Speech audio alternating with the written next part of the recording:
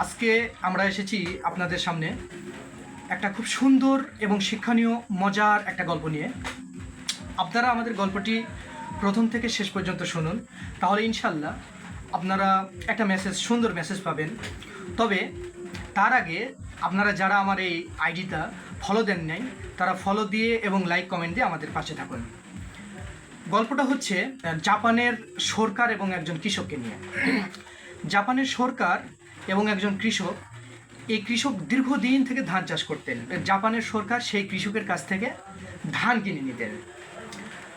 এই ধানটা কিনে নিতেন তিনি হচ্ছে 2000 টাকা প্রতি মন, 2000 টাকা মনে কিনে নিতেন। এমতো অবস্থায় ধান যদি ওই সরকার, জাপানের সরকার যদি বাহির থেকে নিয়ে আসতো, তাহলে তার দাম পড়তো অর্ধেক, অর্থাৎ 1000 টাকা মন। কিন্তু তিনি তা না করে বাহির থেকে ধানটা 1000 টাকা মনে না কিনে নিয়ে এসে তিনি করতেন কি, কৃষকের কাছ থেকে 2000 টাকা মনে ধান কিনে নিয়ে আসতেন, কিনতেন। এমতো অবস্থা দেখতে দেখতে দেখতে দেখতে দীর্ঘদিন দেখতে দেখতে মন্ত্রী, তার যে মন্ত্রী ছিল, সে মন্ত্রীকে, প্রধানমন্ত্রীকে প্রশ্ন করলো যে আচ্ছা, আপনি কেন কৃষকের কাছ থেকে 2000 টাকা দিয়ে ধান কেনেন, অথচ আপনি যদি বিদেশ থেকে ধান নিয়ে আসেন তাহলে আপনার অর্ধেক খরচ পড়বে, 1000 টাকা খরচ পড়বে, কিন্তু কেন আপনি কৃষকের কাছ থেকে ডবল টাকা দিয়ে আপনি ধান কিনছেন? তখন প্রধানমন্ত্রী হেসে বললেন, শান্ত হয়ে মৃদু স্বরে হেসে মন্ত্রীকে বললেন যে শোনো, আমি কিন্তু কৃষকের কাছ থেকে ধান কিনছি না, আমি হচ্ছে কৃষককে বাঁচিয়ে রাখছি। কেন জানো?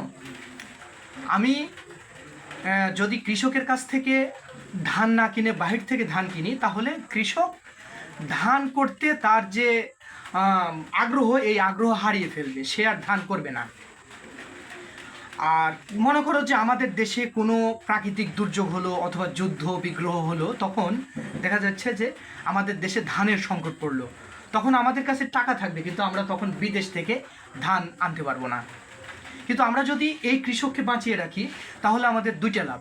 এক, আমরা আমাদের বিপদ আপদ সব ক্ষেত্রে আমরা তার কাছ থেকে ধান কিনতে পারবো, এবং আমরা যে তার কাছ থেকে ধান কিনছি, 2000 টাকা দিচ্ছি, আমরা আমাদের কৃষি দ্রব্য যে উপকরণ আছে এটাতে আমরা ইনভেস্ট করছি, আমাদের দেশের ভিতরে এই অর্থটা থেকে যাচ্ছে।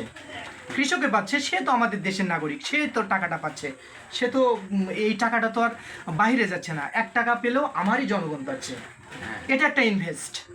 সুতরাং আমি কৃষকের কাছ থেকে ধান কিনি, এটাই হচ্ছে বিষয়। তখন মন্ত্রী বুঝতে পারলেন যে হ্যাঁ ঠিক আছে, যে যদি দেশের কৃষককে বাঁচানো যায়, তাহলে বিপদে আপদে এই কৃষকই আমাদের পাশে দাঁড়াবে।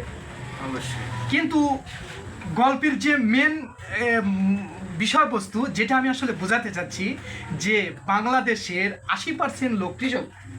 আমাদের ধারণা মতে, বা আমরা যতটুকু জানি, আমরা বই পুস্তকে যতটুকু দেখেছি, বাংলাদেশের 80% লোক কৃষক।